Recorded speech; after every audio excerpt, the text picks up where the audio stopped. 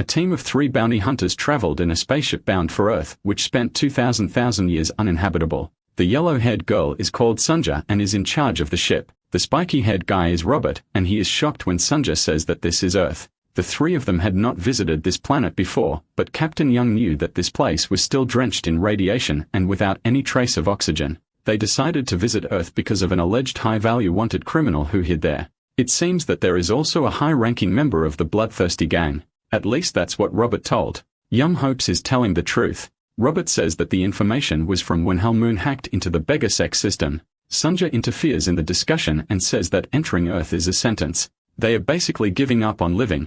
There's not even oxygen in the place. The captain knows she's right and asks if there's a way for a human being to live on Earth. Sunja is direct and says that if the person uses a first-rate radiation shield installed and a high-capacity internal power drive, maybe he can live 6 hours. Young asks if Robert is willing to risk his own life for the sake of the fugitive. The man becomes thoughtful and the two fight, but Robert is sure that the bandit will be found because Sunja detected a sign of life on Earth, so it's worth a try. At that moment, Sunja follows the coordinates and makes the landing on what was formerly known as Mount Tai. Young and Robert left the ship wearing radiation shielding. The 2 bounty hunters checked the place for signs of life on Earth, while Sunja took care of the ship. The only information the hunters had about Mount Tai is that it is the same place as the elders from the Martial Alliance. They call it a legendary shrine, but, apparently, they left the environment a mess of garbage. Anyway, the captain decides not to waste time look for the fugitive who was hiding there. Suddenly, she feels a vibration under her feet and says she found the place. So Young checks with Sunja if there is life underground. The girls use a communication radio and it is soon confirmed that there is someone down there. The internal energy device in the hunter's waist is activated and she channels the power into her hands. Soon the ground is pushed down and opens a huge crater. Sunja says she can still feel the sign of life, although he is weak. Robert thought it was better to have a ladder to enter the crater, but Young jumped without thinking twice and he was forced to follow it. The 2 land on the ground to find a giant door with notes in a different language. The message was from someone named Lee Mok-jin. This person wrote that the world imprisoned him with esoteric teachings because they were afraid of him. So anyone who finds the place should know that they won't come out alive if they awaken it. Robert and Young didn't decipher the script. Sunja did it for them and said that it was a language used about 2,000 years ago. She adds that basically the message is saying that they didn't come out alive if they do.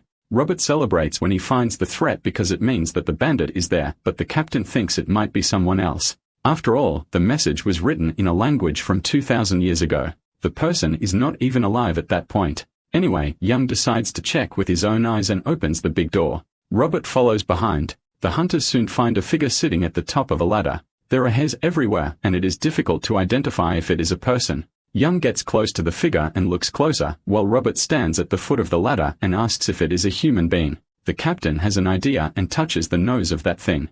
It is the only place she finds that has no hair. At first, nothing happens and they are convinced that it is a corpse. But suddenly, a purple lightning bolt envelops the body of the figure and red eyes appear. The next moment, an explosion takes over the place. The captain is thrown away. The explosion is so strong that Sunja sees her from space. She checks if her companions are alive, but Robert and Young do not answer. The huntress does not give up and continues to call them. The captain finally regains consciousness and finds Robert lying on the ground next to her. The girl becomes immobile when the figure approaches and asks in a strange language who she is. Young does not answer, but the figure asks if a martial artist capable of challenging him has finally been born. The captain does not understand a word and activates the translation mode in real time. At that moment, the strange villager says he will finish her off. The girl goes into despair realizing what he means. So with no other alternative, she sends a powerful missile to the monster. The underground was overloaded with yet another explosion. Soon, the smoke dissipated and he remained standing without any injuries.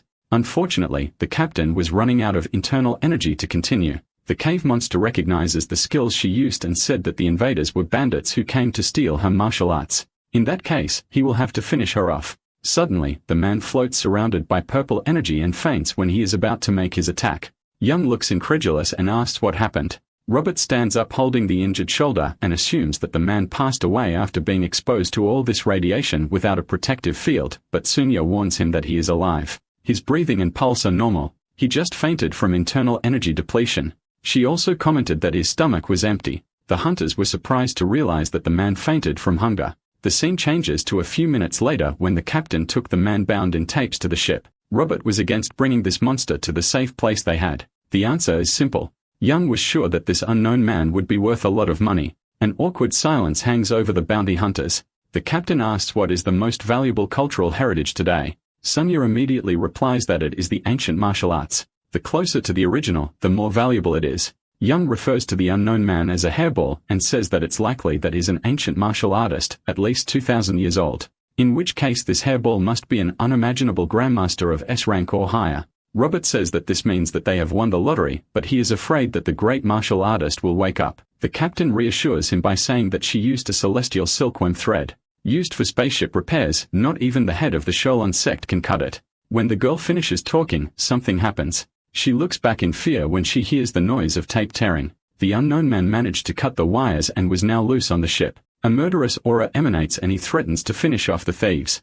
Robert shouts that he knew this was going to happen. Young takes the position preparing for the attack. Suddenly, the hunters look incredulously at the scene in front of them.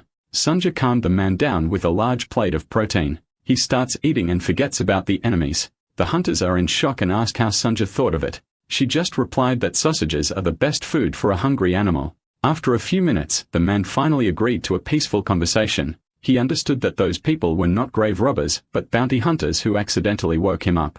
And now, this is the world 2,000 years after the time he was imprisoned. He also understood that the world became uninhabitable and humans went to live in heaven. The captain knows that the man will have difficulty assimilating everything, but that's basically it. The humans decided not to allow any weapons other than martial arts, including nuclear weapons. The unknown man is surprised and asked with curiosity what the current era is called. Young replies that they are in the year January 2005 of the galactic calendar. The guy is confused, so she says he should thank him for waking up 2,000 years later. When everything is already resolved, the man hits the table with his fists and gets angry. He doesn't think he owes gratitude to the humans who destroyed the Earth itself.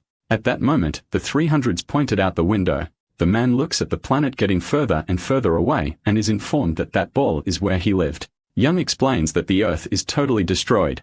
The man refuses to believe that he lived there because he didn't think that planet Earth was round. The captain doesn't believe that he heard something like that. Suddenly, everyone feels a bad smell circulating through the environment. Young holds his breath while suggesting that the stranger take a shower and cut his hair too. The guy doesn't even know what bathing means. He is forced into a room with several showers. The hunters wait outside and hear the man cutting his hair. Robert admits that he is afraid of what might come out of the bathroom. Plus, he thought they shouldn't force the man to cut his hair. Suddenly, bathroom door opens and the man who comes out is completely different from what they imagined.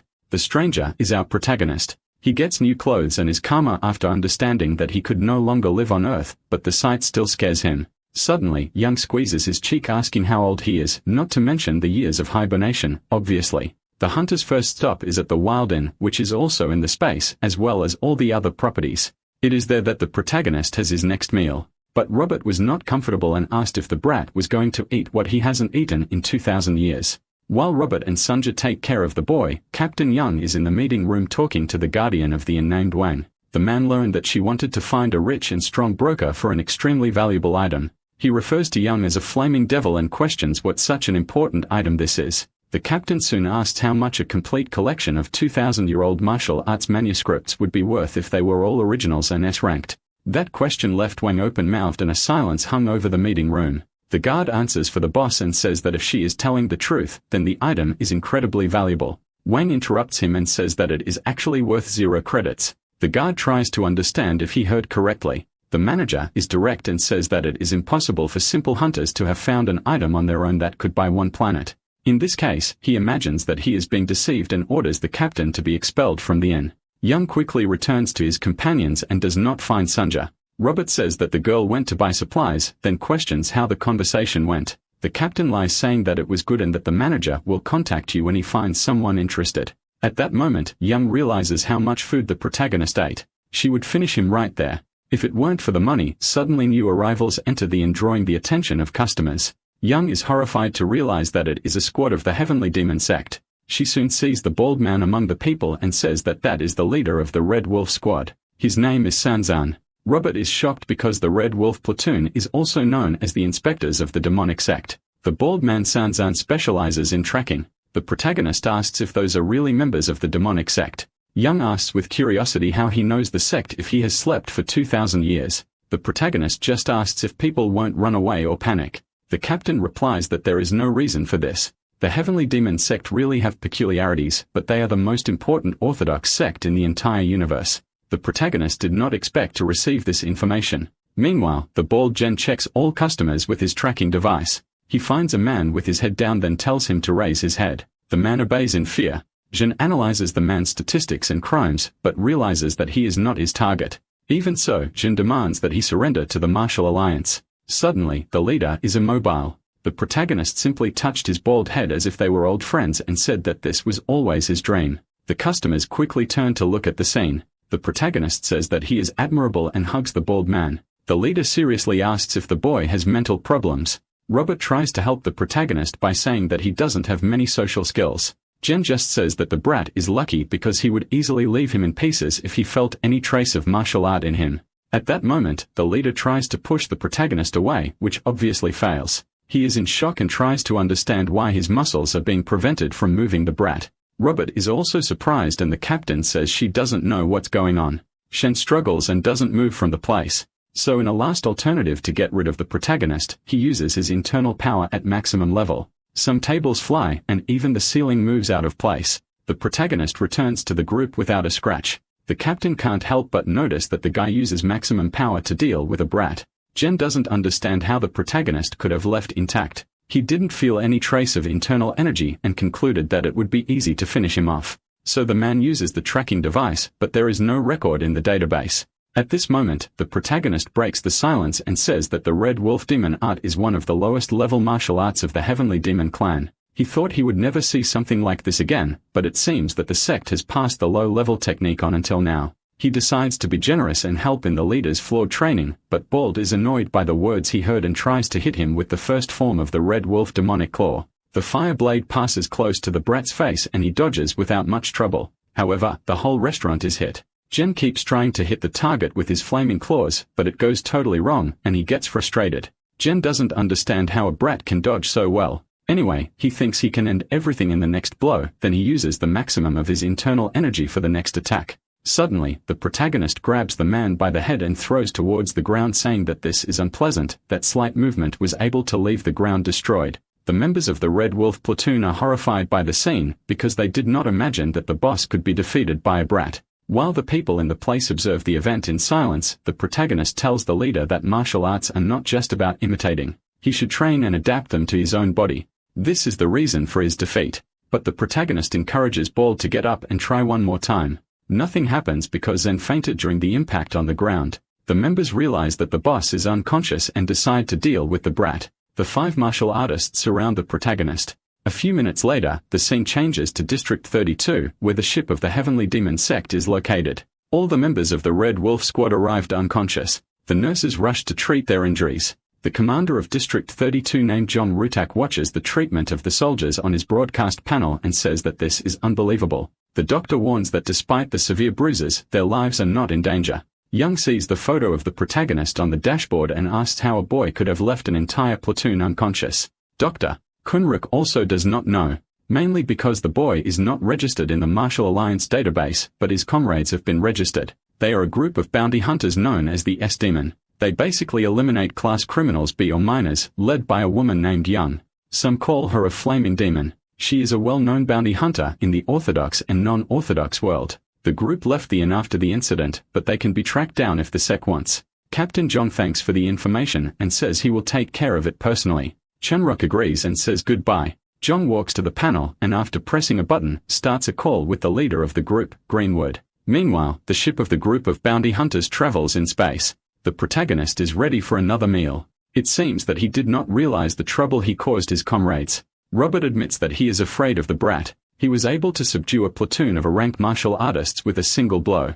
Young says that he didn't see anything too much. She could also deal with that group because they are the weakest in rank A. Robert confesses that if he used the power to the maximum, it could perhaps cause some scratches. The captain leaves him talking to himself and tells the protagonist that they need to talk. The boy replies that he will do it after eating. But Young insists on the conversation and asks his name. The protagonist does not answer, and Robert tries to improve the tense atmosphere. Soon Jay delivers the plate of sausages, but is scolded by the boss. Young says that the protagonist will only eat when he answers the questions.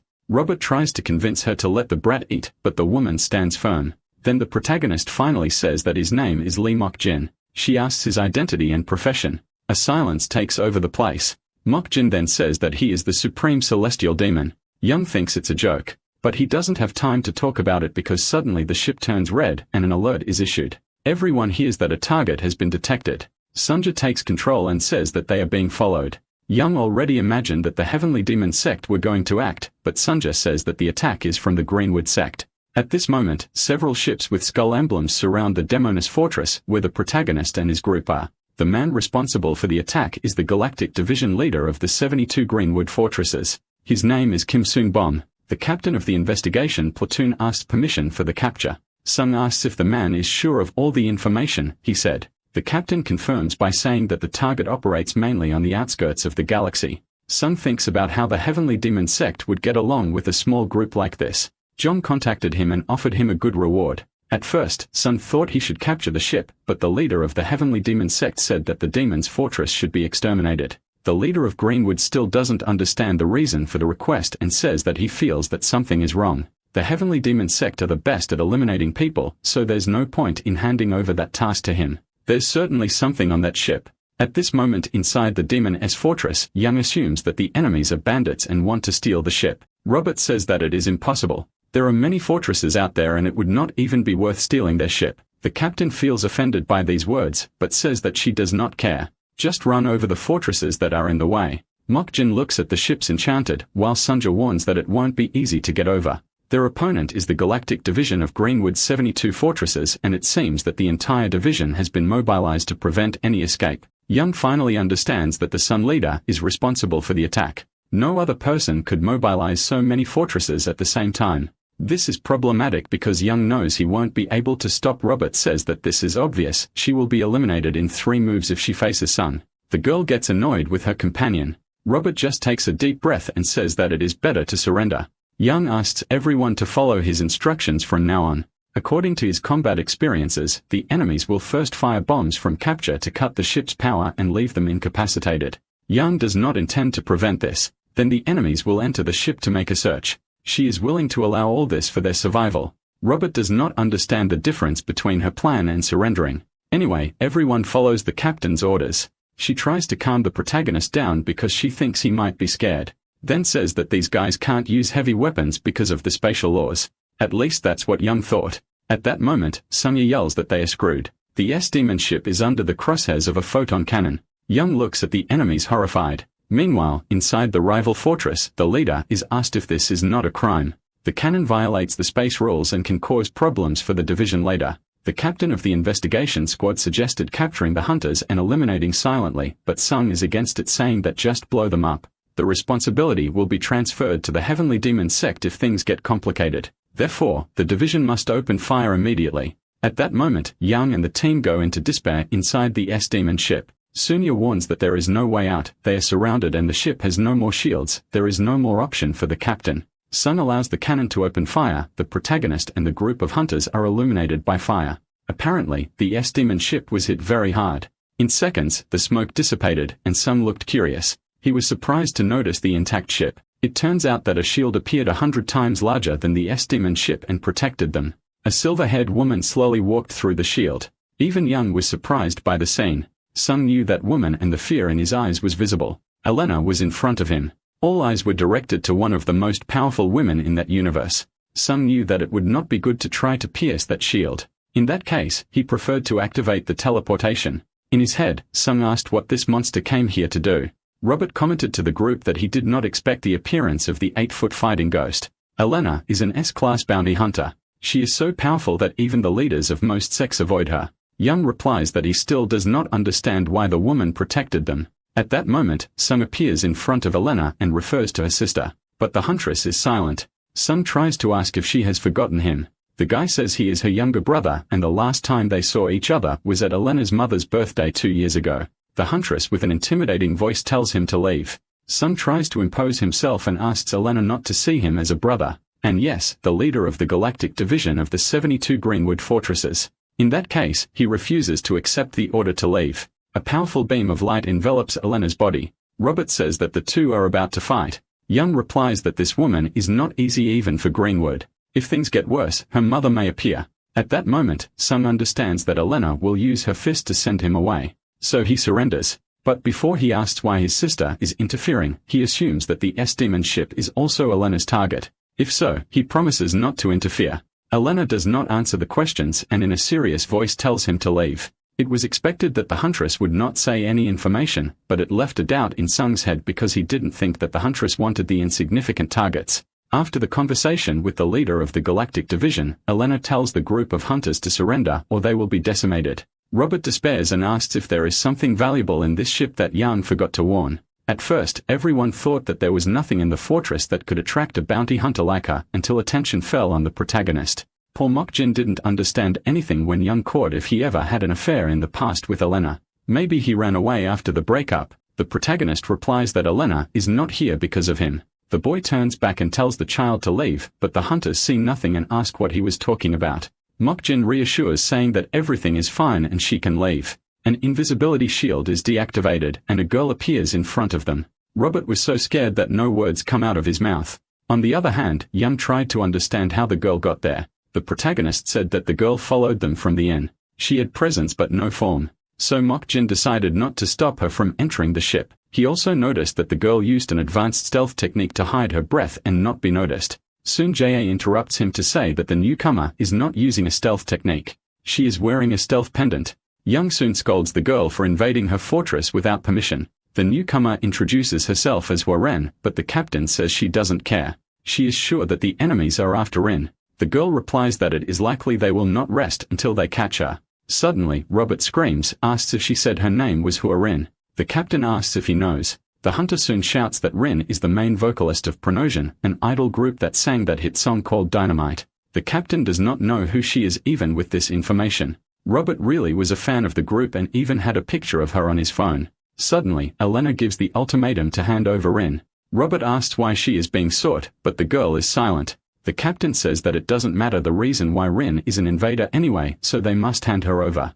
Robert tries to make Young change his mind, but she reminds him that she is the captain here. At this moment, Rin is kicked off the ship. Robert says that they shouldn't do this to the lead singer of Pronosion. Young replies that things could get worse if Rin stays there. They are already fighting Greenwood. Becoming Elena's target will be problematic. In this case, there is no way to protect Rin. Young admits that she doesn't like this decision, but they need to protect themselves first. At that moment, she presses the red button and the fortress gate is unlocked. Rin was ready to surrender when suddenly something touches her shoulder. She turns her head slowly to find the protagonist next to her. Morchin calmly says that Rin shouldn't worry. At that moment, the hunters notice him there and asks how the brat went unnoticed. The captain presses the button desperately to close the gate. Robert thinks Mokjin has the ability to defeat Elena, but the captain remembers that he never saw the space. She even yells at Sunja to close the gate. But it's too late. Young sees Mokjin and Rin jumping from the fortress towards the giant shield of the huntress Elena. The girl thanks the protagonist to accompany her, but fears that the boy will not resist the martial artists.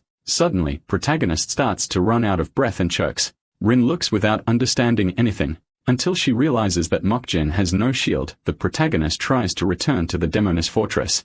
Elena and Sung observe the scene from afar. Rin shouts that the outside temperature is -300 degrees. The pressure will wipe out the inside of his body in 10 seconds. She can't believe that he left there without a shield.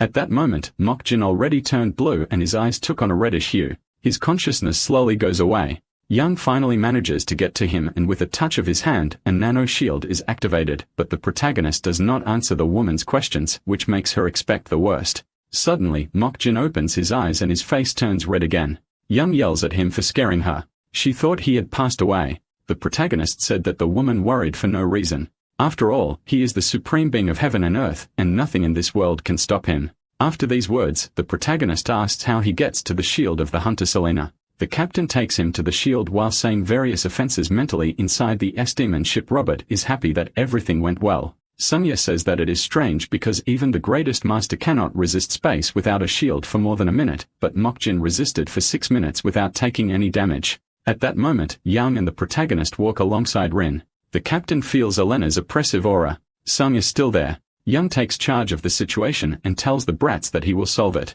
Then a smile appears on her face and she introduces herself gently to Elena and Sung. But the two brothers don't seem satisfied to meet her. Rin holds the protagonist's hand in fear. He notices that she is shaking and reassures her that everything will be fine. The idol has doubts about it because the opponent is not a human. She says that Elena is like a fighting spirit. She travels the world in search of opponents since she was young, and no one has ever survived a duel with her. The protagonist admires the martial artist's fighting spirit. Ren doesn't think this is positive. At that moment, the captain asks them to have a peaceful conversation, but Elena says she can talk to her sword. The next second, the blade cuts through the air. Yom almost flies into space. She lands on the ground and asks why Elena is acting like this. Kim admires how the captain dodged the attack, but he thinks that this will only make Elena angrier. Silence circulates around the place until Rin starts coughing and the protagonist pats her on the back. The division leader is incredulous at the scene because he saw that the boy was in the path of the attack, but it seems to have been unaffected.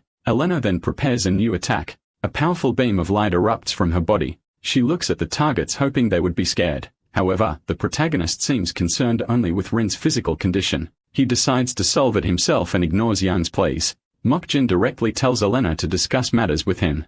As now Rin is under his protection, Sun tries to find out information about the protagonist but realizes that there is nothing about him in the database. Mokjin notices Elena's silence and says that in this case, there is nothing to talk about. He was about to leave when an explosion lit everyone up. Elena tried to assassinate Mokjin with a swing of the sword, but failed because he stopped the blow with his hand. The protagonist with coldness in his words told her to give up despite having a lot of internal energy at such a young age. Elena still couldn't handle him. The huntress doesn't give up and takes another attack stance. The protagonist identified that Elena is exchanging internal energy for the Red Sun divine art of wootings. This technique is impressive. Even Sun couldn't believe that the woman was about to use 95% internal energy. Moken just asks if that's all the power she has without much conversation. Elena pulls out an iron staff from secondary space, but the next moment her body becomes immobile and a sound sounds from the ring on her finger. In the same second, a flashback invades her mind. In the past, Alina received advice from her mother.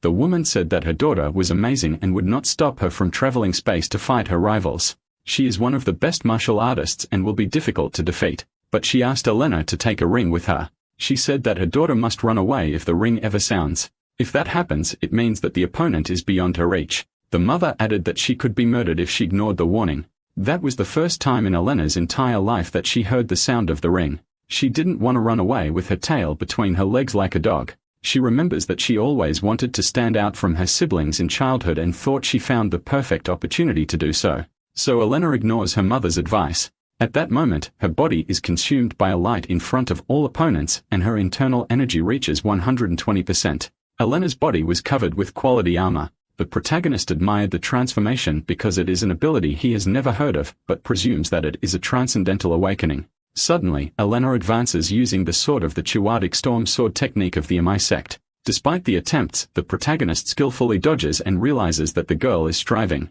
She used techniques from 3 different sects, but it didn't result in anything. Elena then gives up the sword and uses fire spheres. The protagonist finally decides to act. He cuts the woman's attack, then she pushes the shield with her feet and floats in the air. Everyone looks on in surprise. Elena is using the 8 swords technique. Her energy reached 190% and she dived towards Mokjin. The protagonist just waited for the confrontation in silence. While on the other hand, Elena was sure she would defeat him. Mokjin wouldn't let that happen because he promised Rin that he would protect her. As expected, he finally channeled the power into his hands and called the Heart Sword, surprising Young and Sun. The protagonist shouted that Elena should have stopped. The next moment, he cut the air towards the girl. The blow was so powerful that it left the shield in pieces. The debris fell into space after an explosion that almost hit the ships. Sun returned to the fortress in time and with some injuries, he observes the destruction through the glass door and says that he would not be alive if the teleportation had been delayed by at least 1 second. At that moment, in one of the wreckage of the shield, Captain Young scolds the protagonist saying that they could have been eliminated by this attack. Red liquid escapes from Mok Chan's mouth and he calmly replies that holding back is not an option. Young is surprised that he was injured. The protagonist says that it was because Elena's power was greater than he imagined. Attention is directed to the hunter, who at this moment is unconscious. Young is worried about the woman's condition. The protagonist says that Elena is alive. Not because he wanted to, but because a greater force protected her. At that moment, we can see that someone in a golden hood appeared at the right time of save her. Everyone could recognize that apparition and were surprised. It was Elena's mother. She took the huntress back home and Elena was placed in a test tube with green liquid. Not only that, the woman also took everyone who was involved in the duel. Sung knelt before her mother and apologized, but she ignored him and told him to act like he wasn't there, then walked over to the S-Demon limbs and directly introduced herself to the protagonist as the Western Sky Sword matriarch. Her name is Kim. Sung was impressed by the fact that her mother showed respect for someone. Not even Young believed what her eyes were seeing. Kim admits that he violated the martial arts dueling code by rudely intervening to save his daughter. So she is willing to cut off her own arm as an apology. For the protagonist, the action is exaggerated. Young tells him to choose his words carefully because the Western Sky Sword matriarch is in front of him. Mokjin recognizes this and asks if Elena is her daughter.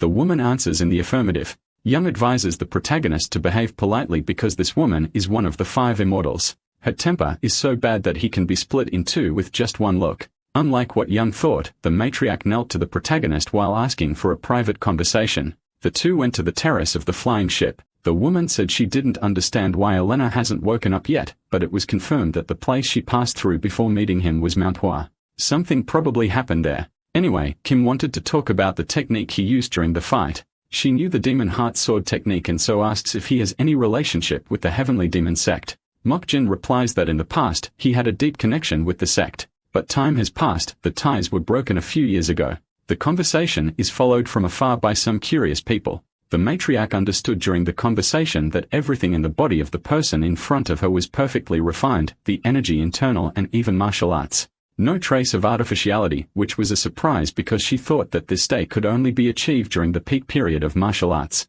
But the boy in front of her seems to be 20 years old. She assumes that Mokjin used some rejuvenation skill. Suddenly, protagonist surprised her with a question. He questioned if she wanted to fight. It turns out that despite the woman's polite words, the protagonist continued to feel the murderous intention she emanated. The matriarch praises his heightened senses. Mokjin reminds her that whoever survives will be seriously injured. The woman agrees and soon takes a fighting position. Young notices Kim's beam of light and fears that the worst could happen. The protagonist calmly says that he doesn't plan to fight now. He wants to know even more about this world. So in the future, they can schedule the duel. The woman is surprised by the words. After that, the protagonist returned to the S-Demon ship and left. The matriarchs then met with Sun and asked if his goal was to silence that boy. The leader of the division confirms the woman doesn't understand why the Heavenly Demon sect would want Mokjin to pass away. It's clear that he possesses the supreme martial arts of the Heavenly Demon sect. This means that the boy is one of them. Sung says that the last information he received was that the Red Wolf platoon was annihilated by an unknown entity.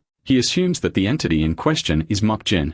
The woman says that no matter what he thinks, from today, Sung must carefully follow the movements of the S-Demon ship and report the location to her. The leader of the division obeys. The woman adds that he should not interfere because he does not want to see his son injured. Sung is surprised because this was the only affectionate gesture he heard from his mother in all these years. Unfortunately, the matriarch didn't even know his name. Deep down, only one daughter really mattered to her. At that moment inside the demon's fortress, Young yells at the idol and says that she caused a lot of trouble today. Rin was able to arouse the fury of Elena and Greenwood. To top it all off, she still found the matriarch of the Sword of the Western Sky. The idol says that she doesn't know what motivated these people to look for her. She remembers that she returned to her hometown after finishing the shows. Everything was different when she returned to Manhwa. The people of the city started trying to capture her for no reason. While Rin tells the story of her life, the protagonist devours all the food that Sunja prepared. Captain Yun confesses that she also sees no reason for her to be persecuted.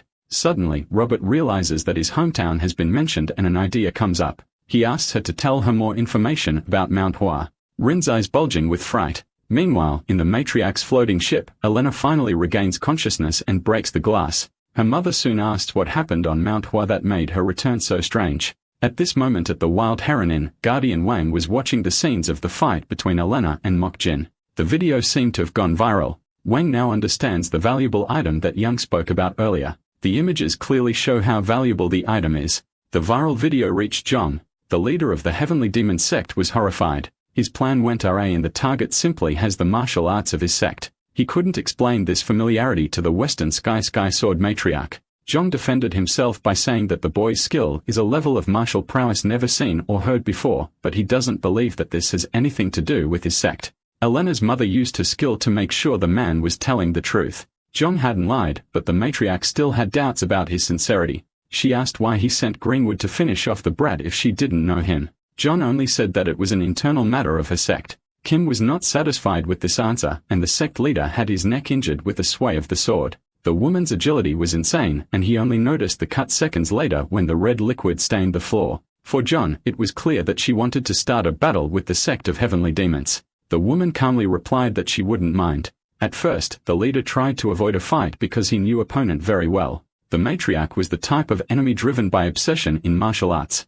At that moment, the woman gave him the chance to choose to fight with all the martial artists of his sect or surrender. The leader did not back down as expected. He decided to fight knowing that all the martial artists in District 32 would never be able to overcome the Western Sky Sword matriarch. John was ready to pass away defending his sect, which was admirable. The first technique that appeared in the leader's hands was the sword heart of the Asura demon. The matriarch laughed at it, and he didn't understand. Then she explained that it was the same technique that Mokjin used on her daughter. John thinks she was wrong because these teachings were lost thousands of years ago, and no one in his sect has ever practiced the technique except for the leader. Now that the matriarch saw the same technique as the brat, she asked again why John was after him. In a nutshell, the leader admitted that he didn't want Mokjin. He was hunting the idol Rin. A few hours later, the Demoness ship traveled towards the planet Manhwa. They saw Huahom County without any inhabitants, which was impressive because it was overpopulated. The streets were deserted, and the captain even thought it was a holiday. But Robert noticed that the shops were open.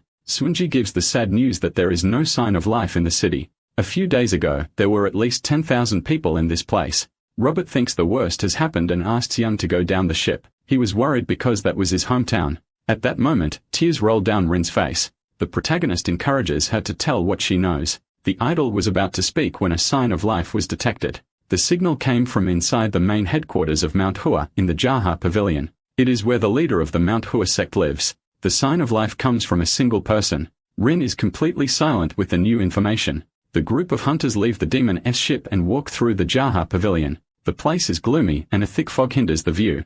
Robert wore a powerful armor justifying that he was afraid of what could be behind the disappearance of the inhabitants. Captain Young thought that he had already retired this combat suit. The outfit looks old. Anyway, Young intends to find out what went wrong in the place. She uses the communication device and Sunja reveals that the sign of life is getting stronger. It means that they are on the right track. But Sunja asked them to be careful because she couldn't identify if it was human. Robert simply ignored Sunja's request and invaded the temple saying that he was going to finish off the animal that destroyed his city. Young followed after him, but asked Markin and Rin to be on alert. Initially, the path from the tunnel to the temple was dark, but after a few passes, a loud sound was heard, accompanied by an explosion. The tunnel was lit with fire. Rin and Yang were not injured thanks to the protagonist, but almost kissed because the boy did not calculate the distance of the two very well. The captain looked scared, wondering if Robert was okay. Mokjin suddenly let go of her and said they should look. Young finds Robert motionless with his hands in the air and asks him to say something if he is alive. The hunter did not answer, causing concern. Sunya said that he was alive thanks to the retired armor. She thinks that Robert has not given a word so far because of the scare of the explosion. Captain Young is relieved, but the next moment the tension rises. A flower-shaped beam of pink light travels towards Mokjin's head. The place transforms as soon as the flower touches his hair. The beam was magic and the hunters were sent to the hideout of the sect leader Manhwa. The man was seated on the throne enveloped in energy. Young quickly confirmed with Sunja that this was the sign of life she saw. Sunja gave an extra piece of information. This man is the sovereign of the blooming flowering sword and his name is Young Jushin. Young was shocked to see the sovereign of the sword of Mount Hoa in front of him. The protagonist was able to notice that Jushin had reached the pinnacle of the Celestia fragrance heart technique when he saw that the plum blossoms opened with the heat. The purple coloring of the flowers showed that the technique of the celestial fragrance of the flower was mixed with the divine art of the purple mist. At that moment, Rin couldn't hold back her tears and called for her father. She had a bad feeling. It was clear to everyone in the place that something was wrong, and the captain asked what the protagonist thought it was. To Mokchan, it was clear that the sovereign was having trouble choosing between the heavenly flower fragrance heart technique or the purple mist divine art. Even the elders of Mount Hua can choose only one technique to master. This means that the two arts cannot mix and that man in front of them is no longer a human. The protagonist quickly conjures his powers and asks Young to get everyone out of here because it will be an uphill battle. In a moment of desperation, the idol runs to her father. Ignoring the captain's pleas for her to stop, the protagonist says that it is too late. Sunja watches the moment Rin touches Juksun. She hugs him and slowly the energy of the techniques runs out. Suddenly everything goes back to normal and the man opens his eyes. Sunja looks scared when she realizes that the inhabitants of the county have appeared again. The streets were full of people again. The captain asked what had happened, but Sunja couldn't explain. The scene changes to a while later. All the hunters of the Demon-S ship gathered at a restaurant in Huang County. Young asks if Sunya is sure there was no one before. Maybe the bioscanner was defective. Sunya assured that the scanner was normal. She also can't explain the fact that she only detects a single sign of life. But even though people have returned, something still seems wrong. Thanks to Sense's ability, Sandra realized that the internal energy of the people in that place has been completely drained, both children and adults. Robert thinks that everything seems fine since they are alive. The captain says that he worries and stops worrying at the same speed. The hunter quickly finds the waitress to order, but she simply walks past him as if she didn't see him. Robert thought he had been ignored. The woman attended to a couple who were sitting near them and then passed Robert again, ignoring him completely. Sunya said the waitress wasn't doing it on purpose. It seems that she can't see them. Plus, no one in the restaurant has noticed their presence. Young feels that there is something bad behind it. Meanwhile, in the Jahan pavilion, the protagonist complains to Rin that the leader is ignoring them. The idol says that her father is not rude. It turns out that he just can't see them. The girl says that she has found him like this since he returned from tour. The strange thing is that he does all the work and tasks normally, like drinking tea and doing inspections, always at the same times every day as if he were under the effect of magic. The protagonist makes several movements to confirm that Jackson does not see him. Rin asks him to be careful because it can be dangerous to prevent the leader from following his repetitive routine. As expected, Mokjin took the cup that the leader was holding before the girl finished speaking. Suddenly, Jushin pulls the sword out of its scabbard and tries to hit the protagonist's neck. He dodges at the last second. The leader's attack continues and his blows are agile. Mokjin realizes that he needs to counterattack before he is injured. He blocks Jushin's technique with the sword art heart of the demon Sura. The confrontation results in a powerful beam of light and Rin is pushed away. The protagonist notices with concern that the leader is displaying extreme yang and extreme yin together, which makes everything more dangerous. Rin yells at Mokjin to return the cup, but he tries to understand what is driving Jackson to the extreme. It seems that the leader is no longer human. The protagonist can't understand the story behind it. Suddenly, Jackson sends the plum blossom, a fatal blow even for masters. Mokjin thinks fast and throws the cup into the center of the flower. The attack is destroyed, and the leader holds the cup. Then everything goes back to normal. Rin says she really doesn't know what happened. A little less than a month ago, her tour came to an end and she returned home. But it was already like this. People seem to follow their routines normally and can't see her. The group of bounty hunters walked among passers-by until Robert touched one of the people and interrupted his repetition. So at that moment, everyone stopped. The passers-by stood as still as if their shares had been frozen. The next moment everyone disappeared. Robert asked Sunja if this was a teleportation and the girl says she doesn't know. The captain is surprised because Sunja always has answers to everything. If she doesn't know, it means the situation is worse than they thought. Sunja says that at first it looks like a teleportation, but she is not sure because the scale is too large. At this moment, the girl warns that the sign of life on the entire planet has disappeared. The idol was scared when she saw this happening for the first time. Now she got used to it and asked them to look ahead. Something happens when the inhabitants disappear. The hunters soon see an army of tin men. The robots walk slowly towards them. The three hunters are surrounded and Robert fears that staying in the center could be dangerous. The captain says that they are finished. Sunya explains that these robots are models created for simple jobs such as planetary development. It does not seem dangerous. They are weak models equipped with low-capacity artificial intelligence. Robert regrets having freaked out for nothing. The captain reassures him by saying that these cans don't hurt humans. The hunter doesn't feel so confident because they are holding swords. Young says he will solve it and soon tells the robots to go back to where they came from, but suddenly she is attacked by one of them. The woman dodges the blade and thinks it is a malfunction. The next moment, several robots surround her and try to hit her. The hunters fight fiercely with the cans. Meanwhile, in the pavilion, the idol realizes that things are getting out of control. She remembers that she was also attacked when she returned from tour, but he survived thanks to his father. Because for some reason robots can't enter the room where Jack is training. When people disappear, Jack-san returns to the throne. The protagonist says that the man is resisting. He is probably burning all his internal energy along with his soul to face his inner demons if necessary. Perhaps because there is something he has to protect at any cost. Rin understands that the protagonist is talking about her. Mokjin promises that he will take care of it and find the scum responsible for it. At this moment, the hunters are trying to run away from the robots. They are chased and cornered. Sunja hides behind the captain and says she doesn't know why the robots are doing this. The intelligence system of the Kaans should not violate the 3 laws of robotics. Attacking humans is not even an option for them, which makes everything more confusing and without explanation. Robert finally has an explanation for this. Young quickly realizes that there is no way out but to face these cans.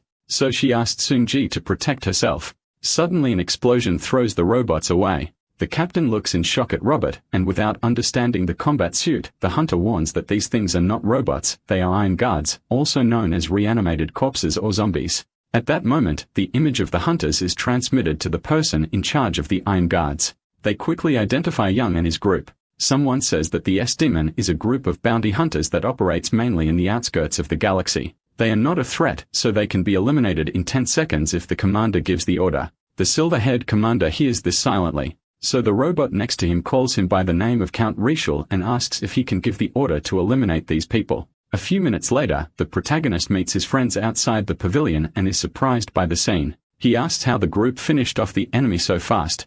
Robert brags saying that this time he fought for Rael, thanks to his armor. Young is silent listening to this because she remembers that she almost sold Robert's costume when they ran out of money. Anyway, Sunja warns that they didn't really win. They only won because the robots left. The situation would have been different if the enemies wanted to fight for real. The protagonist finds some parts of the robots on the ground and asks if this is the enemy's armor. Young tries to explain what a robot is, but Mokjin doesn't understand and asks her to detail it further. The captain passes the job to Sunja and she makes a summary, saying that robots are like a machine that can think and act like a person. Despite the explanation, the protagonist does not understand how a piece of metal could imitate a human. Suddenly, Sunja detaches her head from her own body and asks if he now understands. She is not a human. Sunja is a robot like the enemies. But the protagonist did not know this and was afraid when he saw her separate the head from the body. Young asks if the girl forgot to tell, and she justified it by saying that she was busy. Mokjin used the idol as a protection shield against Sunja.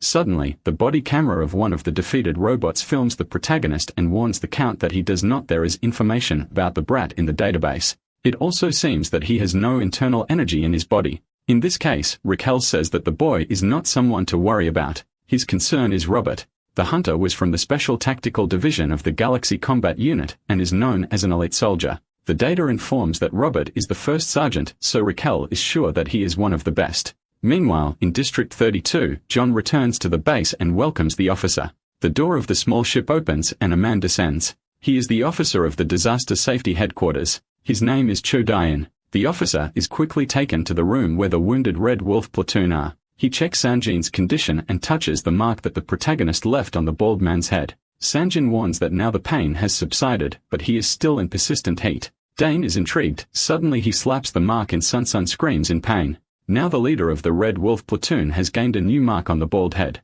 John realizes that there is a difference between the two. The original scar has swollen, but the officer's mark is quite receding. In a short time, Diane came to a conclusion. He said that the technique used by the owner of the first scar is from the Nanian palm. John is incredulous, realizing that it is a martial art of his sect. It is of the lowest level taught to any introductory disciple of the heavenly demons. The officer is taken to a dark and private room so that they can talk better. The Dr. Kanruk serves a special dish. Dane gives more information about the enemy's technique. He realized that cold energy was used in the Nanian palm essence. This means that the aggressor has reached a level where he can suppress the fundamental coldness of the palm and leave only the heat of the impact. The attack can be seen as an act of consideration to avoid harming the enemy. The leader of the Heavenly Demon sect tries to get new information, but the officer says that he wants to eat first. John agrees with no other alternative. The next day, back to the Demonis. Robert explains what an Iron Guard is. He heard that name when he was a child. It is a group that develops a type of combat android that includes humans. Young says that this is ridiculous because robots are designed based on the 3 laws of robotics. Meanwhile, the protagonist touches Sunja's face, confirming that she is not, it's a human.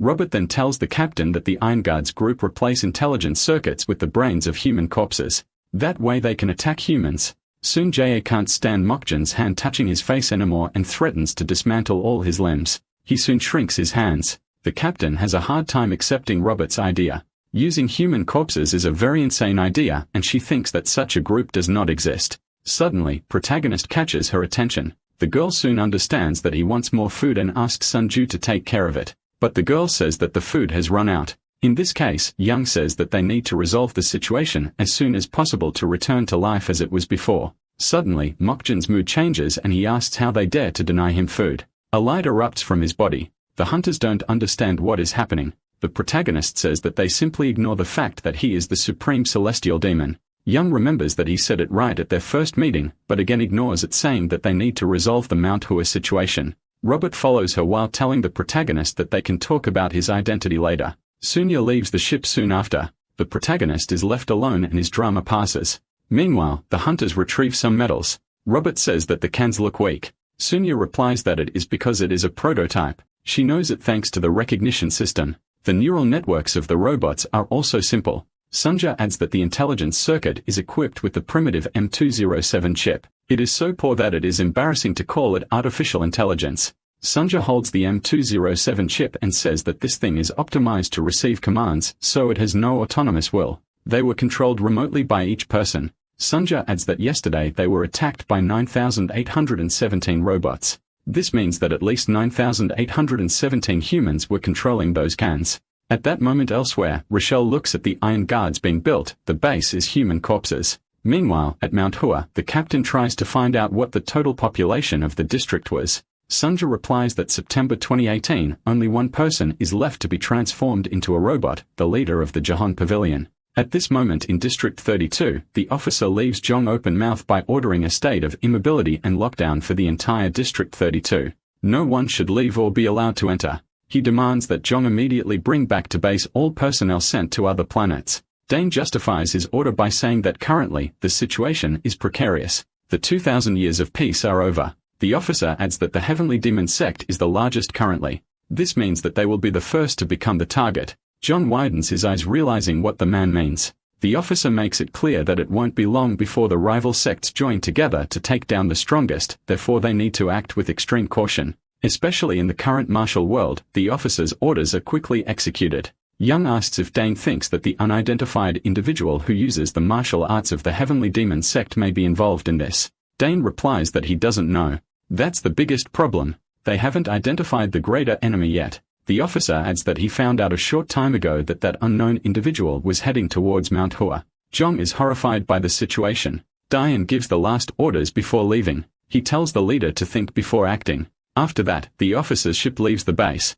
Later in the Jahan Pavilion, the bounty hunters discovered new information. Now they know that the missing always appear at night, except for the father of the Ren. The captain asked how much is left until sunset. Sunju replies that day and night change every 6 hours on Manhwa, so there is 1 second left for sunset. Suddenly, the leader's energy runs out and he returns to normal. Rin receives her father's hug. She is happy even knowing that these actions are done without consciousness. For some reason, Jackson repeats this every day when the sun rises. The other villagers also repeat a specific day. Robert is watching the city and warns the captain that so far no robot has appeared. Young asks Soon Jae if they are late today. The girl says that there is something wrong. Instead of the robots appearing, Young is disappearing. The captain hears this and at the same moment looks at her hands. Her body is becoming translucent and her vital signs are dropping. Before Young can take any action, she just disappears. At that moment, the leader of Greenwood receives the news that a teleportation has been detected in the center of the planet Manhwa.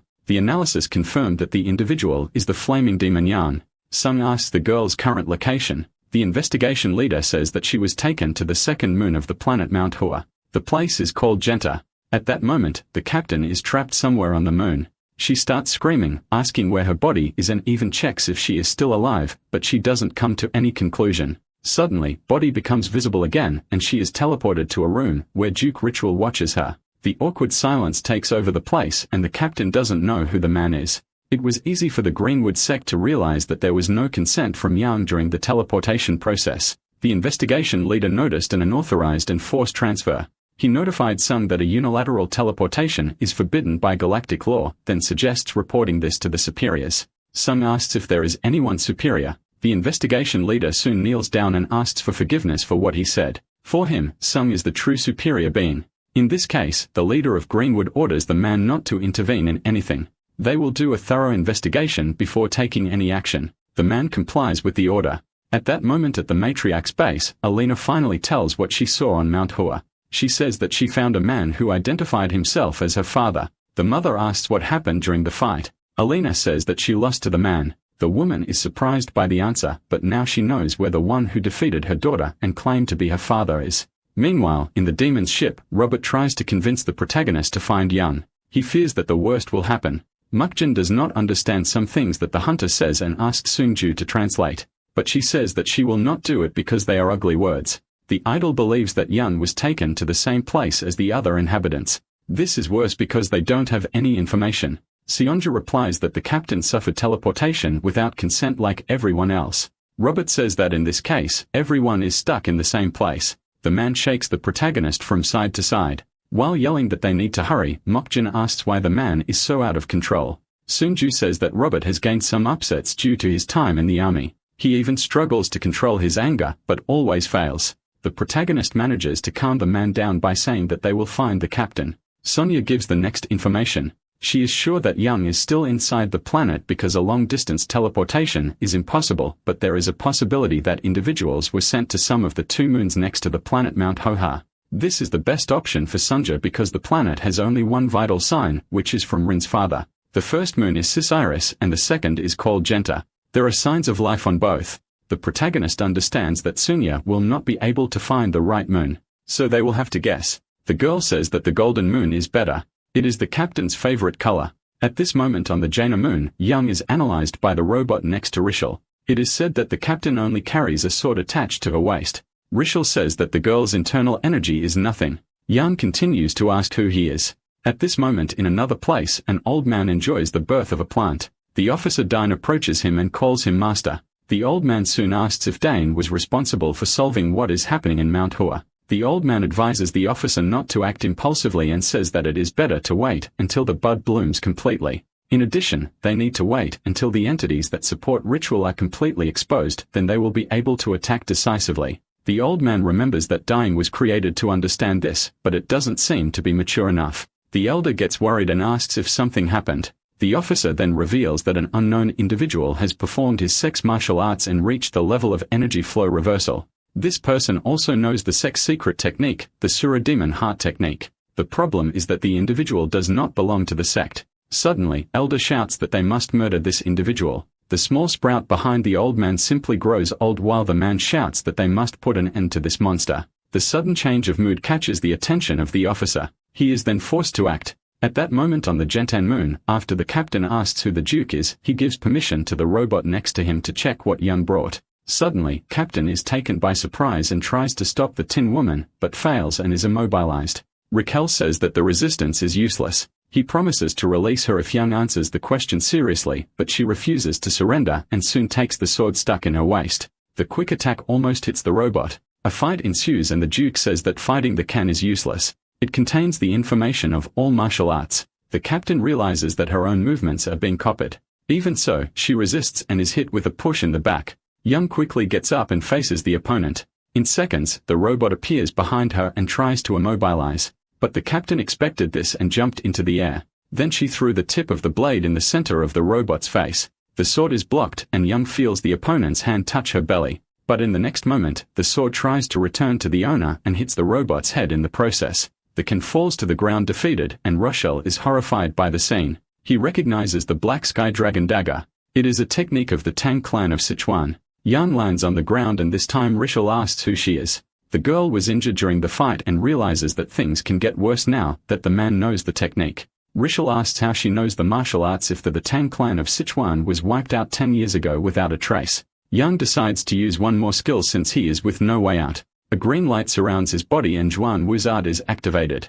It is a secret technique exclusive to the Tang clan. At that moment, Yang jumps into the air to attack from all directions, then the infinite rain flower technique is used. Rachel looks in awe before the attack reaches his body. At the same time on the matriarch's floating ship, Elena says that the circumstances of the encounter with the man who claims to be her father were strange. She arrived at Mount Hua for a mission when he was suddenly teleported to a dark room. Her father was sitting there on a couch. The matriarch quickly notices that it is a one-sided teleportation. Elena says that the man wanted to fulfill a wish of hers. Raquel knew that the huntress wanted to get stronger and wanted the world under her feet. She wasn't satisfied even with the infamous title of 8-foot fighter. Elena loved what she did so much that she turned the ship itself into a dueling arena. Despite this, the girl is dissatisfied with life. So her father promised to give her the power she wanted so much, but Elena found Rishal annoying and didn't trust his words. So the man suggested a fight, and just as he defeated Captain Young, Elena was also defeated. But Rishal left her alive because she was his daughter.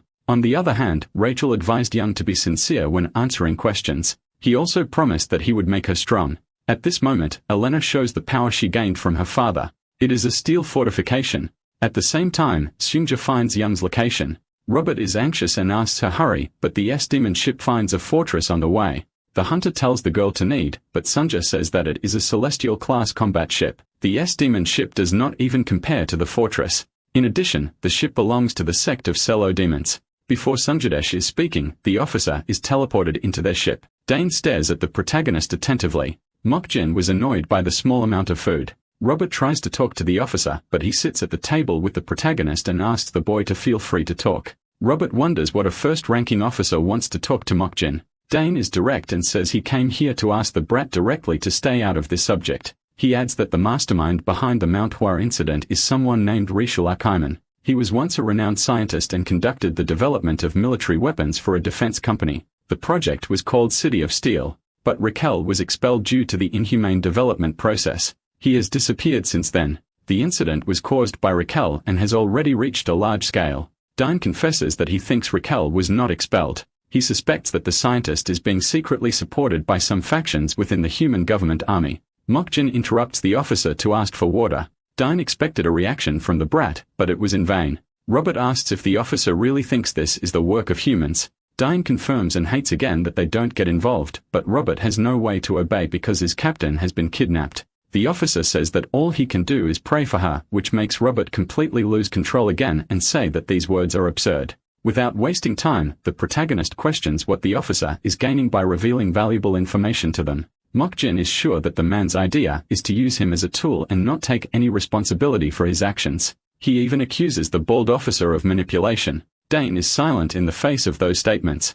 So the protagonist decides to end the conversation at that moment, but the officer finally opens his mouth when he leaves the table and asks if the boy has any connection to the Heavenly Demon sect. Mokjin coldly replies that he has no connection with the sect. Dine decides to believe it for now and says that in this case, all his actions from now on have nothing to do with the sect. The protagonist waves his hand and tells him to leave. The officer quickly leaves the S-demon ship. He feels relieved to see that the sect of heavenly demons have great talents. Unfortunately, the brat he found does not have the maturity he expected. The group of bounty hunters decide to go after Young now that the officer has left. Sunja warns that the coordinates have changed. Before, she thought the location was on the Cicerus moon, but now, she is sure that it is the Genta moon. At that moment, Young had already been immobilized, so Raquel took her to the experiment room. She asked several times why he was doing it. Raquel didn't expect her to wake up so early and says that maybe it's because of the special lineage she has. The man then calmly says that he will erase her memories, even the darkest parts of her past. Later, she will be turned into an iron guard like all the other inhabitants of Manhwa. Young tries to run away, but realizes that her hands are paralyzed. This happened because Rachel blocked all the meridians of her body and paralyzed her nervous system while she slept. The huntress continues to resist because she refuses to have such a horrible fate. The man keeps saying that he is useless and yet she does not give up. Suddenly, Young manages to get up and is injured internally after breaking Rachel's blockade. She makes it clear that he can murder many members of the Tang clan, but he cannot have dominion over them. Young then uses the last card up his sleeve that he had saved. She quickly touches the man's heart with poison. In the Tang clan, it is common for children to receive a grain of deadly poison in their heart as a gift. This gift should be used when the individual knows that he will be eliminated. Rishal quickly tries to run away from the poison, but the girl soon says that it is useless because the poison becomes stronger when the user tries to get rid of it. Young added that they will pass away together. Soon, the poison began to erode the metal in Rachel's body. The robot that was hit earlier tries to rid the master of that poison and cuts off the captain's arm. Young just watches as his entire body pours red liquid. Suddenly, intruder alert sounds in the room. Robert and Mokjin watch the path being blocked by hundreds of robots, which meant they were in the right place. Robert says he can take care of these things and asks the protagonist to find the captain. Suddenly, Mokjin pushes the ground with his feet and everything starts to shake. Then Robert follows behind him. At the same moment, they see the crater where the robots are coming out. The protagonist then blows up as many enemies as he can. Robert thanks his friend for his help, but it seems that now there are more robots attacking him.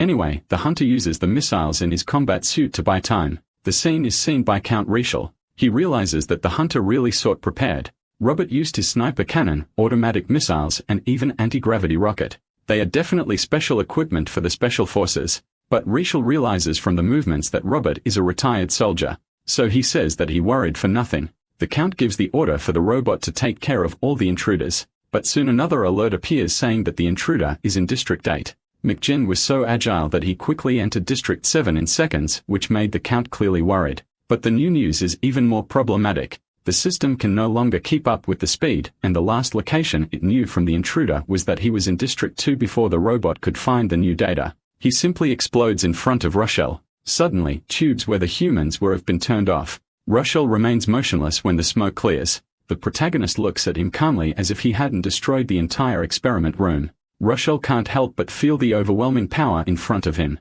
Mokjen just passes by him without saying a word and stops at the iron table. He looks sadly at Yang. Her arm has been amputated and her condition is serious. The protagonist coldly asked how Rochelle did this to a child. It didn't take long for him to see all the inhabitants of Mount Hoa trapped in the big tubes. Rishal is in shock when he is called a monster. The protagonist decides to end it soon and extends his hand in front of his body. Then he says that he refuses to talk to anything that is not human. Suddenly, the captain's sword flies into his hand and Rishal recognizes the technique. It is the manipulation of the void. He does not understand how his body can be afraid of a brat who does not even have internal energy, but Raquel soon remembers that the manipulation of the void can only be performed by those who have reached the transcendent level. He comes to the conclusion that the rival is using ancient martial arts. This means that his Mokjin is someone who should not be underestimated. Raquel knows not to face him in this condition. The protagonist interrupts his thoughts suddenly and puts the sword on his neck. While telling the guy not to think about useless things, Raquel decides to make the first attack to gain the upper hand, but his arm is split in half. The protagonist's idea was to leave Raquel as the captain. Now that his arm has been destroyed, the next step is to finish off his body. Mok-chan's murderous aura is insane. Raquel considers himself a guy with no luck. In a single day, had to deal with a member of the Tang clan, and now there is a brat with overwhelming power. His defeat is clear, but Raquel prefers to use all his internal energy than surrender. At that moment, the system warns that it is dangerous. Mokjin just wonders how a useless one can cause so much trouble. A low voice asks him to finish off Rishal. The protagonist realizes that Yang is still alive. The captain says that Rishal will use self-destruction to destroy them. Mokjin hadn't realized it in advance and now there was no more time. For a second, he felt afraid and his eyes showed it. Suddenly, a loud explosion took over the experiment room. Meanwhile, outside, Robert realizes that his equipment has come to an end. There is nothing left to use against the robots. He regrets that he can no longer act. The robots continue the attack. So Robert decides to go without a suit and fight with his bare hands. But before he starts the melee attack, a strong light catches his attention. Robert realizes with fear there was an explosion in the capsule that the protagonist entered. The fire is so strong that it can be seen from space. Sun looks scared as he received the news of the large-scale electromagnetic field explosion on the moon of the planet Manhwa. The investigator believes that an attack of this magnitude can only be caused by the military, so it's likely that the human government is involved. Some just says to delete all the footage. They all pretend they didn't see anything. Surely, the investigator thinks this is absurd, but it can't go against the boss. The officer also saw the large-scale explosion. Meanwhile, Robert was desperate thinking of the worst. He shouted Young's name and ran to the place of the explosion. Robert finally arrives at the crater and stares blankly at a beam of light. He saw the protagonist alive holding Young in his arms, but his face was sad. In the following days, the old man showed the officer that the sprout had grown, meaning that Mount Hua has returned to normal. The people who were used as test subjects of the experiment have also returned to their everyday lives. They don't remember anything. As if it never happened, the old man asks if the officer can explain what happened. Dine believes that there was a kind of inversion of entropy, a technology that reconfigures time itself. The experiment is forbidden because it has the risk of creating multiverse, but Raquel completed this technology and was able to use all the individuals in the experiment at once in addition to being able to create unilateral teleportation. You can't deny that Raquel was a genius even with his horrible reputation. The old man thinks that humans should also be blamed for so much greed. They were the biggest sponsors of this incident. The elder asks if the scientist was eliminated. The officer said he didn't know. In that case, the old man thinks Raquel is alive, so he orders Dine to finish off this man as soon as possible and also destroy that unknown individual who uses the martial arts of his sect. Officer obeys and leaves. After everything returned to normal, the head of the Jaha Pavilion invited the protagonist to thank him personally. Jackson says that his daughter told him everything that happened. Moken remembers the officer and says that there are many people involved in the incident that he doesn't know.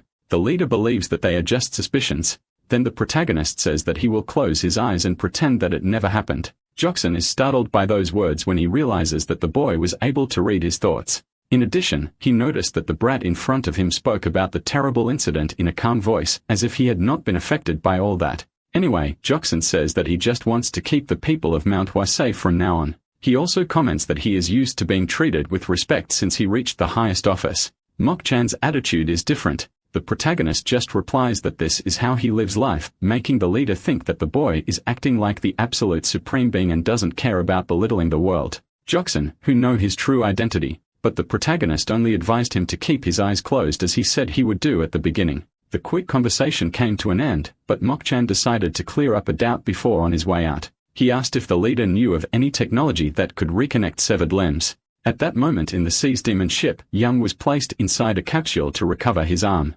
Sunya followed the process closely and nothing seemed to go right. Robert expected good news outside the room, but unfortunately, he received the news that the captain's condition was terrible. At first, he thought that Young had only lost his arm. However, Sunja told her that the woman's body was full of poison, a unique poison produced by the captain's own body. In this case, there is no way to find the antidote. Sunja tried to neutralize the poison and made the situation worse because it spread all over her body. Robert yells that they need to go to the big hospital. The girl thinks that this is not a good option because the hospital will not have the antidote either. And besides, the place is too far away. It may be that Young will not be able to get there alive. It was sad news for Robert. Sunja just asked him to prepare for the match. She remembers that the captain wanted to be thrown into space with a shield after she passed away. Young wanted to explore the universe forever, so Sunja promised that she would fulfill her last dream and save as much money as she could to buy a high-quality armor. Robert didn't expect this news and was visibly shaken. Sonia preferred to stay away from him at that moment. Apparently, the girl didn't have great feelings. Even so, she didn't hide her sadness and even threw water on her own head. Suddenly, Sunja notices a huge ship next to her small ship. The matriarch's fortress was unmistakable. The destination was the planet Manhwa, and she arrived there in one day. Jackson wondered what Kim was doing there. The Manhwa security guard named Sanjin asked what he should do. Jackson believed that the matriarch was just passing through the planet, then he ordered the security guard to let her free. But Sanjin has difficulty accepting the order because he thinks that this behavior disrespects their sect. The leader quickly says Manhwa is in the process of reconstruction and growth. Avoiding conflicts with other sects is extremely necessary. He asks the man to accept this until the planet is well enough to fight back. Seonjin reluctantly obeys. At that moment, Kim enters the room where the captain's body is. She reveals that she came to have a conversation with the sect leader when she found out what had happened to Young. So the woman offers to help fix it. The protagonist asks, surprised, if she can really replace the captain's arm. The matriarch says that fixing some limb is the easiest thing. It is really difficult to remove the toxic substance from her heart that is spread throughout her body. Mokjin says that this poison is only given to members of the Tang clan. No wonder the captain's explosive temper. Kim confirms that it is a technique of the Tang clan, and the protagonist kindly asks her to help the girl. He knows that he will have to do something in return for the matriarch and asks what she wants. Kim replies that she wants to find someone. Then she needs the protagonist to take her to that person.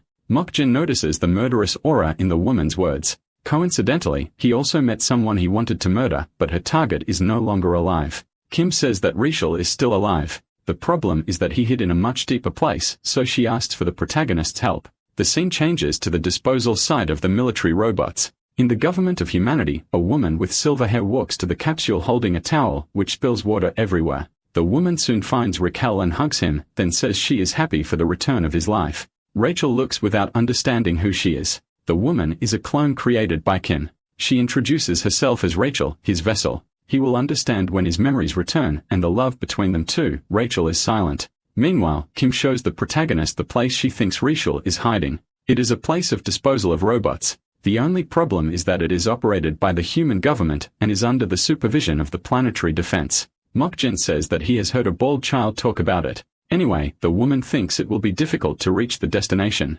The human government is an official entity and they have a distant relationship with the world of martial arts. The protagonist says that the government hasn't changed his habit. Kim is curious because he always talks like he's thousands of years old. Mokjin says he doesn't want to waste time, so he asks her to get straight to the point. Kim says he needs the protagonist to divert attention from the planetary defense forces. At this moment at the base of the planetary defense, Major Bernardo sees the destruction that the protagonist caused in the laboratory. Raquel tells the commander that he erased all traces. Bernardo jokes that it seems that his tongue was not injured in the process, but he confesses that he is curious to know if Rachel's tongue will still work so well in front of the project's investors. Maybe the scientists can't calm their anger when everyone finds out that the experiment base is gone. Raquel tries to say that the project has not completely failed. With all the data collected, he can now proceed with the main project, the Iron Gangster project. Raquel soon ends the conversation and decides to leave with Rachel. But before the two go through the door, the Major suggests that Rachel stay and let him be relieved. Rachel can't help but feel angry hearing this. Bernardo says that he has been there for a long time and got bored. He says that Rachel can bring another woman to play with him. If that's the case, the scientist just says that he will consider it and leaves the room. The Major calls him a fool mentally for considering a robot to be a real human. Sometime later, Kim manages to enter Young's consciousness. The captain complains that her memories are too dark. The matriarch justifies it by saying that these memories were already Young's. But she hid it. The girl is silent. Kim warns that he came to get her, but Young refuses to go because he wants to stay to protect the teleportation portal. The matriarch tries to say that it's all an illusion. The portal no longer exists. Young is trapped in this illusion and refuses to go back to the normal world. Suddenly, the blade of Kim's sword goes through her body and she says that she will take Young by force. At that moment, the captain finally wakes up and notices that she is trapped in the capsule. Kim recharges her inner energy, and while the girl puts on her clothes, the woman warns that her reimplanted arm will be uncomfortable for a while. So Young must rest until everything stabilizes. The capital thanks her for the help and promises that she will pay the debt. She is informed that someone has already paid. After all, debts are shared between people of equal positions. Kim adds that Young is insignificant next to all her co-workers. She only recharged her energy because of one person. Young asks why she saved her, and the matriarch says that the girl is not qualified to ask this question. Kim goes back to talking about the difficulty of getting the poison out of the girl's heart. She finds the Tang clan too cruel for doing this to a child. Young observes the caterpillar trapped in a cup and asks the woman to return it to her heart. The poison is something in the family that should not be broken. The machine warns that all of Young's internal energy has been recharged. Kim then removes the cables attached to her body and says that the girl abandoned the poison the moment she used it, so there is no reason to return it. Unless Young wants to make an exchange, the matriarch suggests that the girl tell everything about ritual and she will return the poison. Young widens his eyes when he remembers the scientist. Meanwhile, in the Jaha Pavilion, the protagonist was invited again by Jackson because the man wanted to repay what he did. But Mokjin says that a cup of tea is enough. The leader says that Manhwa is not used to having debts. He then says that he will pay the debt with sincere advice. His advice is for the protagonist not to approach the matriarch of the Western Sky. She is a poisonous person who lives in the dark abyss and infects anyone around you. At that moment, Young was leaving the floating ship when he suddenly found Elena in the hallway. The captain does not greet her. So Elena tells the girl not to be happy for having survived. In the future, she will end her life. Young does not care about the threat and asks if they had any dead in the past. Elena says that now that her mother saved her, they are enemies. Young just ignores her, which makes Elena completely angry. Young also loses his temper and yells at the girl not to speak informally. Meanwhile, the protagonist thanks him for the advice he received. Jushin says that the woman is only using Mokjin for her own benefit. There is a legend that says that any man can be used by Kim when he meets her. Jushin says that he met her in his youth. Kim said that he wanted to have a child with him. The leader was engaged at that time and refused the request. But nowadays, he regrets having done it. It is rumored that more than 100 men succumbed to her. They all provided their genes to Kim, but she abandoned them later. So her second nickname is Black Widow. The protagonist is surprised and assumes that she has many children. Jackson says that it is actually more than 100. Mokchen gets bug-eyed asking how old she is. The leader says that this woman doesn't go through the ordinary pregnancy. In fact, she uses the cultivation of genes to create them in test tubes, so she could even make 100 at once. Mokjin realizes that the world has really become strange, but he doesn't understand why the woman wants so many children. Jushin says that it seems that she wants to create a perfect being, but no copy has been able to achieve her goal. So the leader asks the protagonist to be careful. Maken stands up and says that it is a shame he would have a child with the woman if she made her tight. Jushin stands still. A little later on this demon ship, Robert hugs Young and celebrates his recovery. The captain asks him to be less excited. The hunter keeps saying that it's good to see her well. The woman can only pay attention to the protagonist eating. She says she heard he saved her. Mokjin remained silent. Then Young asked how much older he is than her. But the place was silent. As a way of thanking, the woman demands that Sunja prepare healthy food for Mokjin. However, he prefers to eat the same ultra-processed food as always and threatens to finish Young if she doesn't return it. As expected, the two start fighting. At that moment in the Heavenly Demons sect, Jong receives a video call. Kim warns that the protagonist has told his true identity. He voluntarily sealed himself in an underground stone chamber on Mount Tai about 2,000 years ago on Earth. In addition, he calls himself the Supreme Celestial Demon. The scene changes to later in Rachel's new laboratory. Rachel warns that the data is stable. The maximum amount of energy cycles is 8.5. Higher than that could cause an explosion. Rachel says that it is perfect. Then he extends his hand forward and tells the object to come to his master, something like a chip, and flies to his hand. Sometime later at the Major's base, Raquel presents his Iron Gangshi project. The Major asks if he is joking.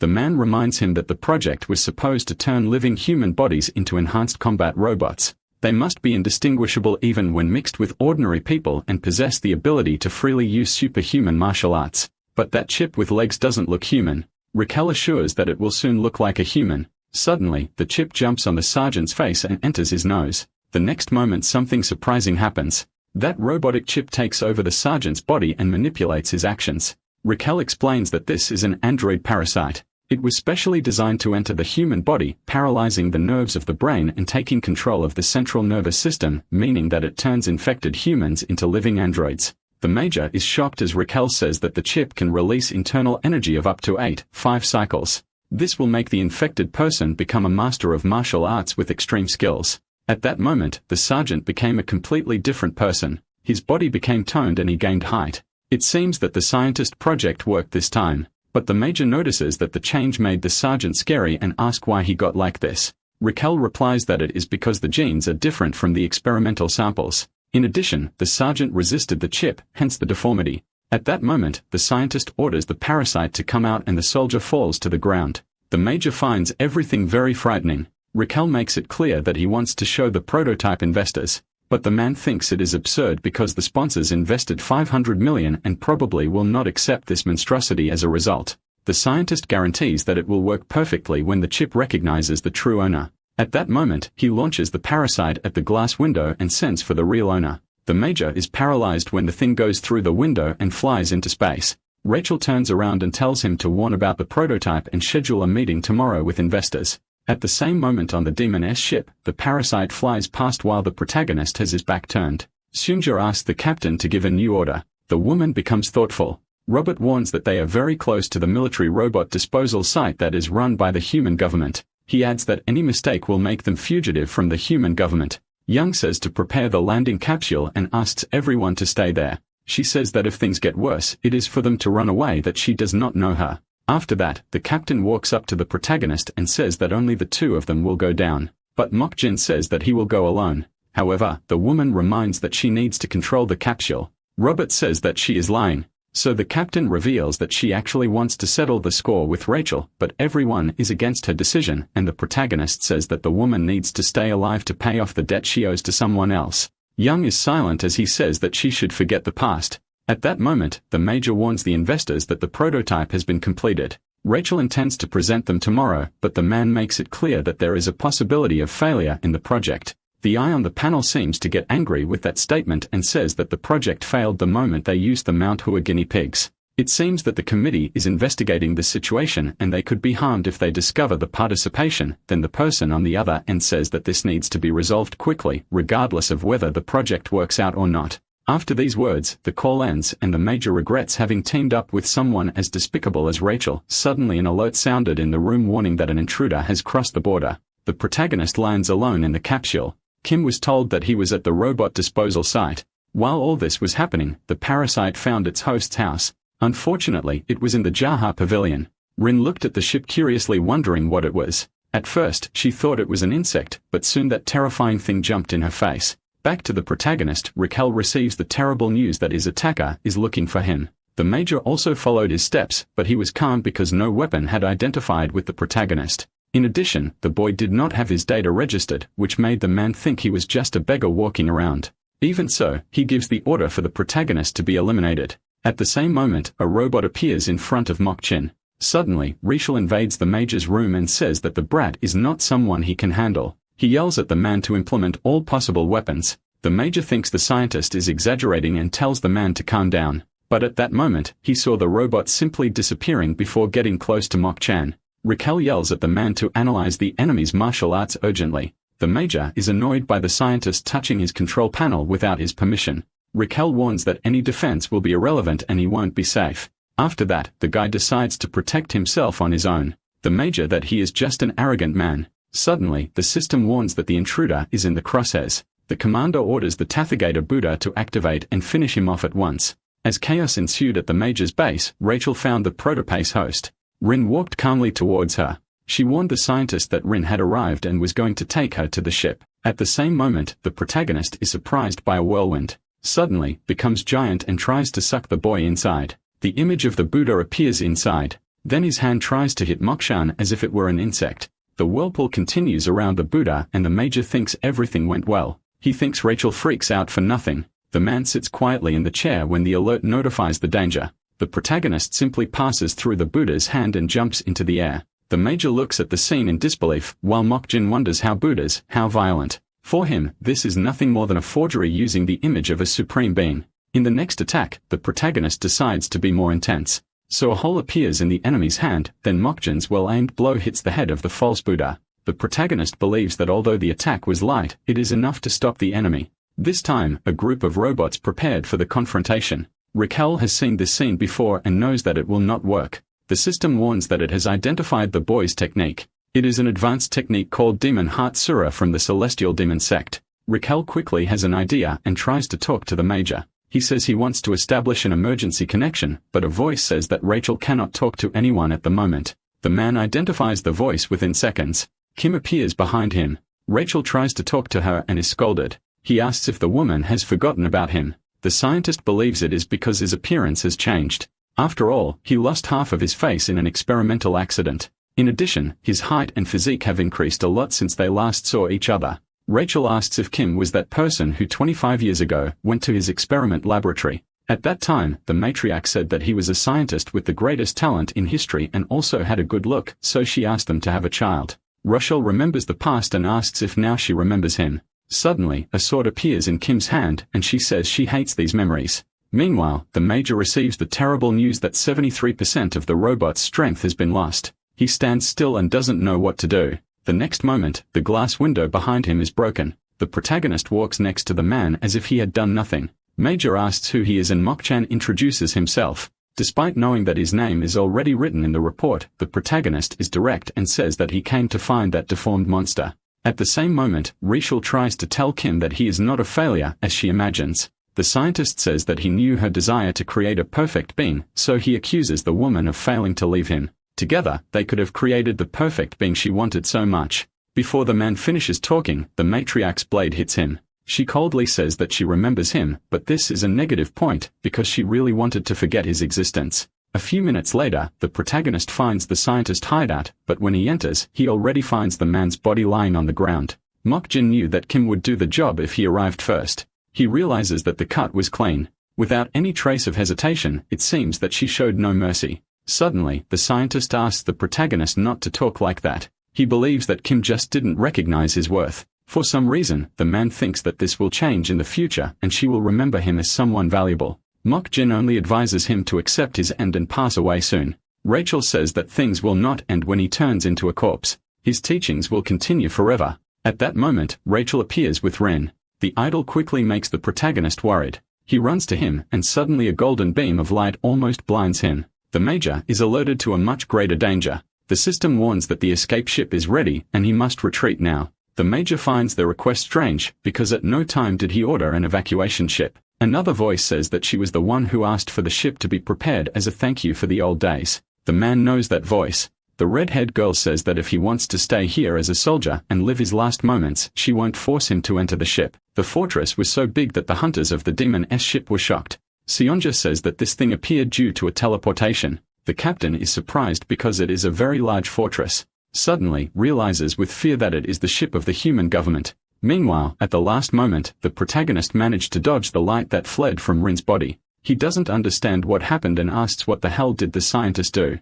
Rachel replies that now this child is an empty vessel. He can't absorb anything. Until he reaches the peak of his strength, Rachel asks the master to stay still so that he can receive the treatment. But the scientist says that it won't last long. He pierces his own chest saying that he will let her live free. Rachel is worried. The Count hands her a heart pendant and says that now this child also belongs to her. The pendant falls to the ground and the silence in the place is absolute, until Rachel decides to take the gift she received. But before the protagonist tells her to stand still and return the child to her original state, Rachel says that he doesn't have to worry because her life is also over. Anyway, the boss's last request must be accepted. So the woman takes the pendant and goes to Rin. Rachel hugs the idol. In her last words, she asked Rin to hug her again in case they met in the future. After that, Rachel disappeared. The protagonist hesitates to go to the idol. Suddenly, Rin falls to the ground. Meanwhile, the bounty hunters keep talking about the huge fortress. He has already found out that it belongs to the human government. Now they want to know what this thing intends to do. Robert thinks he is going to start a bombardment, then shouts that he is doomed. Yang says that the ship is not even moving. Maybe they are not the target or have not been seen. Just like an elephant can't see a mouse by its paws, Sunja doesn't like the analogy to say that they are too small. In addition, she is sure that they have already been seen. At that moment, the red-haired woman teleports into the demon's ship, leaving everyone terrified. The woman speaks directly to Yang, asking if she is the last descendant of the Sichuan Tang family. The captain fears the worst, so the woman explains that she doesn't need to worry because she will pretend that she didn't see anyone from this ship. The report on Yang has also been deleted. At this point, the woman contacts someone from the human government and says that it is an emergency report to the committee. She presents the results of the investigation into the disposal of the Alpha robot. To solve the current situation, she recommends Operation Plan 6.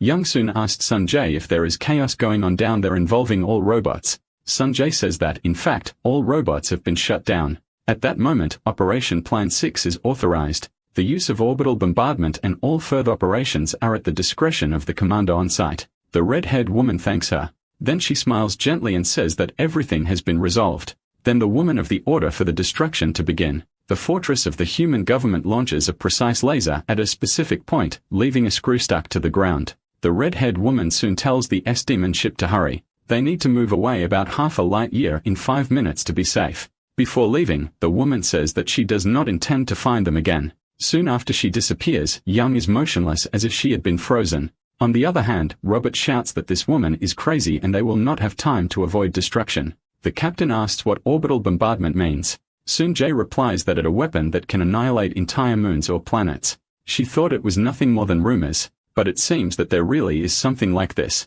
By now, the core of the moon must be close to being pierced. Soon Jae says that they have 3 minutes to escape. Meanwhile, the red-haired woman receives the information that the core of the moon has been hit. She gives a smile and orders it to detonate. The ground begins to shake and now emerges. The time for the explosion is now 2 minutes.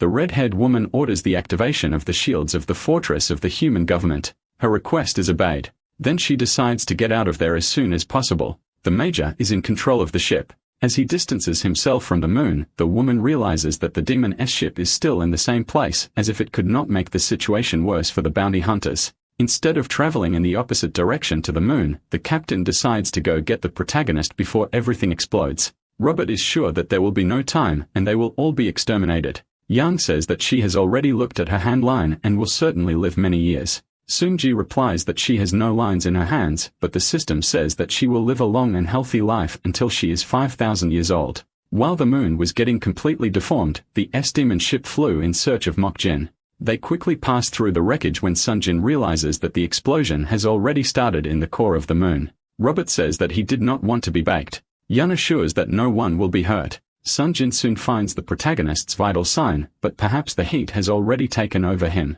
At that moment, Mokjin flies in the sky with Rin in his arms. His clothes were burned, but that wasn't the biggest problem. Suddenly, a monster emerged from the earth and looked at him fiercely. There are still signs of fire on the protagonist's body, and he says that today is not a good day to face him. Maybe if these monsters had appeared yesterday, he would have a more dignified ending. But today, Mokchan is not in a good mood, mainly because he promised that he would protect Rin. At that moment, the protagonist spots the S-demon ship and flies towards it. The red-haired woman is notified that there is still a sign of life on the moon. She says that it is useless. The ambient temperature will rise to over 6,000 degrees when the core detonates completely. Not even a god would survive such pressure. At that moment, Young shouts that the protagonist is near. Sunjae says that she can open the door. The outside temperature is above 2000 degrees. Mokjin manages to enter an unknown fortress with the flaming body. The next moment the moon is destroyed, the strong explosion in the universe can be seen from afar. Meanwhile, in the unknown fortress, a person calmly walks towards Mokjin.